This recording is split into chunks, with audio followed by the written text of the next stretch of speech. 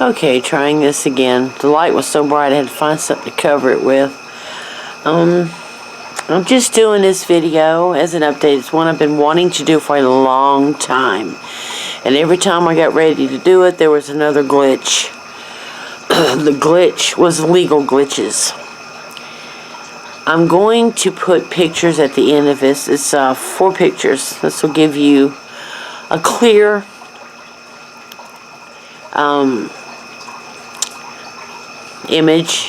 clear images of the position I've been in, what's happened. Long story short, a year ago, July, a year ago, I was T-boned severely. The car was one my dad had just bought for me. It was a used car. I got it from one of my aunts. Her husband works for Ford Motor Company, and they had kept it in good condition. It just needed basically a paint job. That's all. Mechanically, it was sound. It was in excellent condition. And I was excited because it was a gift from my dad to me. It was precious to me.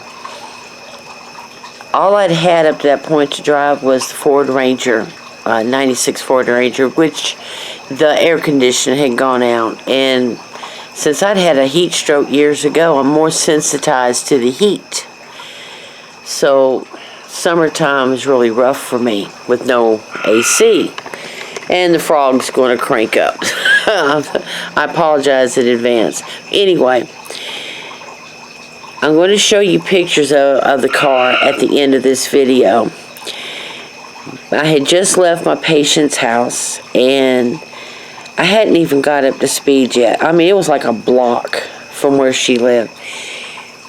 And this guy was sitting at the stop sign. There was a car coming the other way from red light, and he saw that car, didn't see me. He was playing beat the traffic and floored it. And I mean, from a complete standstill to the lane I was in, he went full speed and torpedoed my car. Hit me behind the driver's door. I didn't even have a chance to hit my brakes. When I come up to him, I saw he wasn't moving. He was stopped at the stop sign. So I thought I was safe to go. I just kept going. I was on the main road at that point. I had right of way. I wasn't speeding. Like I said, I hadn't even got up to the speed limit for that side road he was on. This, where he was at, crosses over to where Lowe's is at in Springfield. There's a bank and there's Lowe's. And knowing now that he had a landscaping business, we have no doubt he was headed to Lowe's to get tools or whatever. But he was in a hurry, wanted to play beat the traffic, and he fully accepted responsibility, said he never saw me. Well, I don't think he even looked. But anyway, it's been a long road. When he hit me, it spun me completely around. Totaled my car.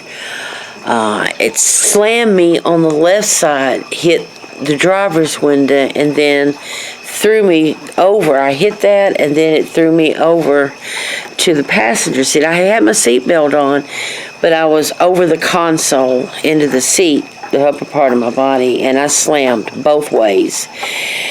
It really has taken a toll on me. I had a little bit of therapy, but because this guy just had liability insurance, and his business was basically an illegal business. It wasn't registered. He didn't have anything in his name.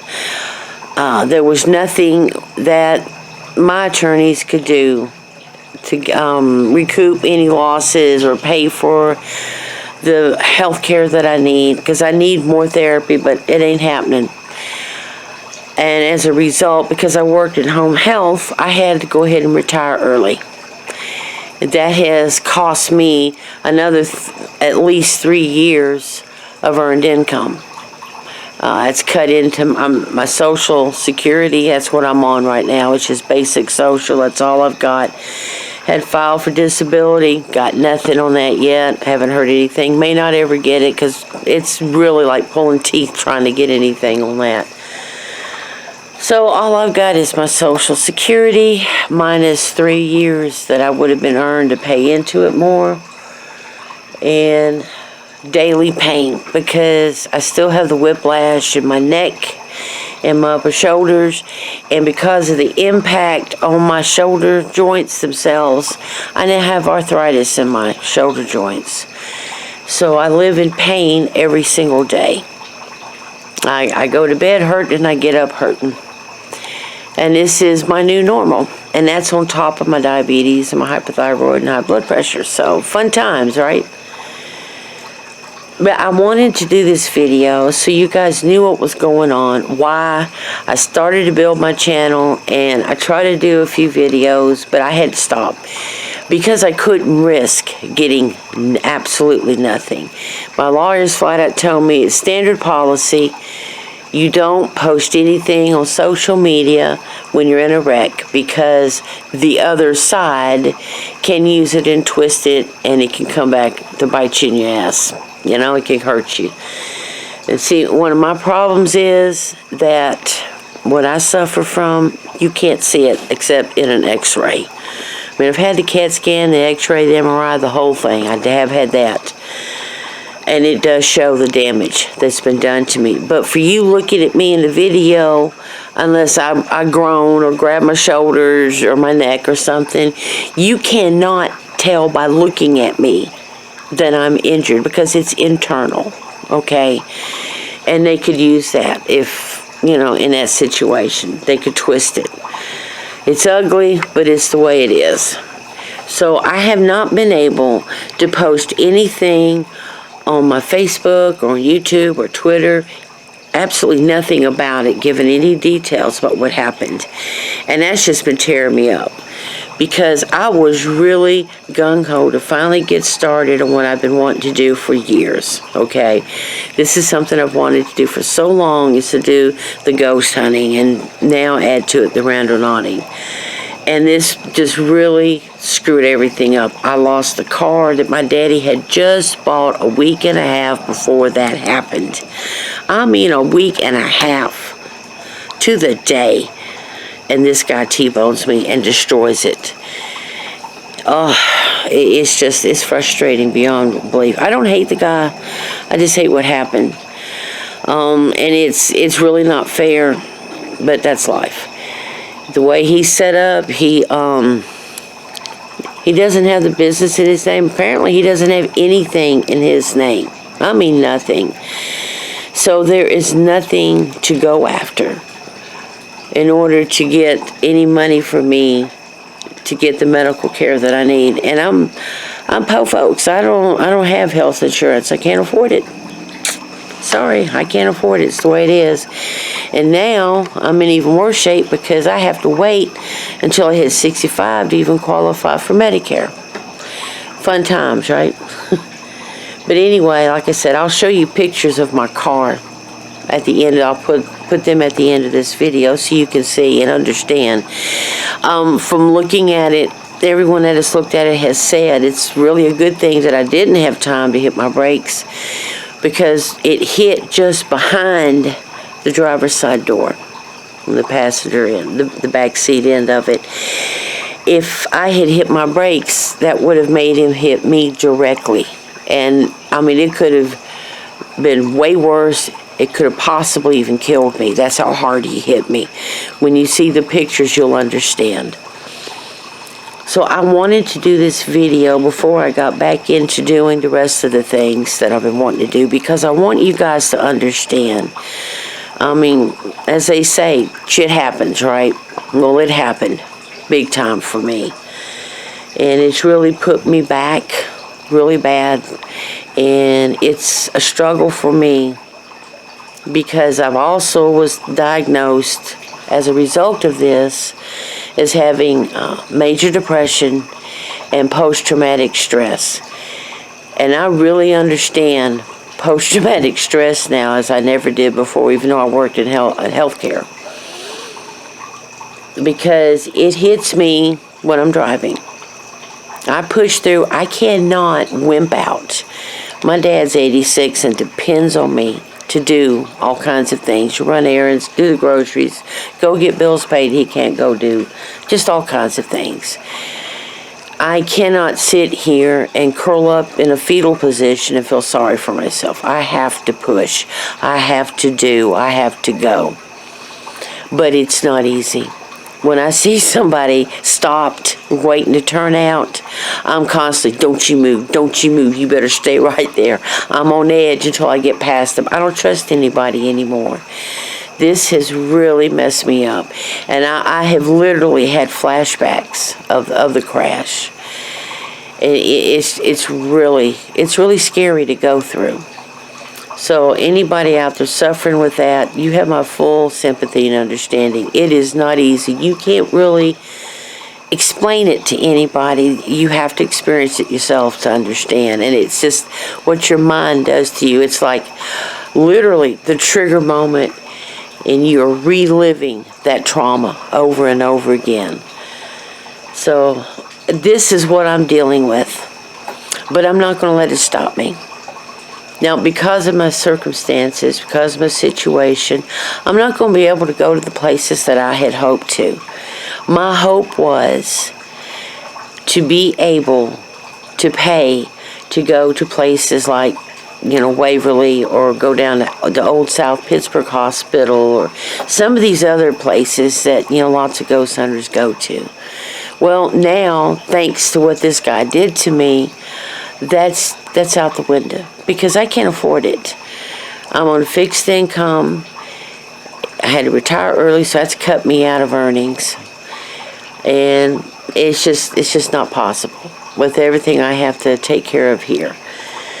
So, it limits me to maybe finding some abandoned places, try to get permission to get in there, going to cemeteries, things like that. But it is what it is. I'll deal with it best that I can. I'm not going to let it stop me. I will do what I can, because this is something I've wanted to do for years. I gave up every dream I ever had in my life for my kids, because I love my kids. They're grown now. I don't regret 1 second of it. I don't regret giving up anything, because they're my babies. They'll always be my babies, and I was happy to give up the things that I want to do to make sure they were taken care of. You do what you need to do as a parent. That's the right way to do things. But now I'm 62. I'm forcibly retired, and it's my turn. I may not be able to do a lot, but this is something I've wanted to do for years. And so help me, I'm doing it. I'm doing it. Even if it's limited, I'm going to do it. But I wanted you guys to know why I stopped doing videos, because I couldn't take the risk when we were in the middle of the legal battles. Okay, I had to be careful. I couldn't say anything. I couldn't tell anybody what was going on, which was driving me nuts, because I'm open and honest about things. And I really wanted you guys to know what was going on, but I just couldn't say anything until now. But now it's settled. I've got another vehicle. This one is a 2005 Ford Escape. It's a little SUV. It's a small SUV, but it's big enough that I feel safer in it. I cannot handle a little vehicle anymore. I've got to feel like I've got a little bit more around me. And that's just with the post-traumatic stress and all of that. I have days where I get really down, battling that depression, because this hit me on top of having lost my mama, my step-granddad, and my uncle, everybody I've lost in my family through the years, especially pretty recently. And then that hit. Daddy does that for me so special. And then this guy just wrecked it. Wrecked my life. Wrecked the car. Really threw everything for a loop. And it's been difficult. Very hard. Very, very, very hard.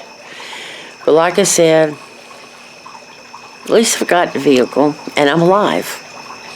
I'm not in the greatest shape, but I'm still alive. I'm still here. And so help me, I'm going to have at least a part of that dream that I've had for years. So I don't expect my channel to get really big because I can't offer the content like the big guys can. They've got the money, they got the wherewithal. They're not crippled. I am, and this is the hand of cards has been dealt to me, and I will play it, and I will do the best that I can. And I hope that you will be willing to go along with me for the ride and see where things wind up. Who knows? But like I said, I will put the pictures at the end of this. I've gone on enough about it, 15, going on 16 minutes. This is my situation. That's what happened. And this is why I had to really stop making the videos and be very careful and get all these things behind me to set me free so that I can go forward now and do what I can do. And I hope that you'll stick with me, and I appreciate every bit of support that comes my way. Bless all of you. I love you, and I will see you in the next video. Till later.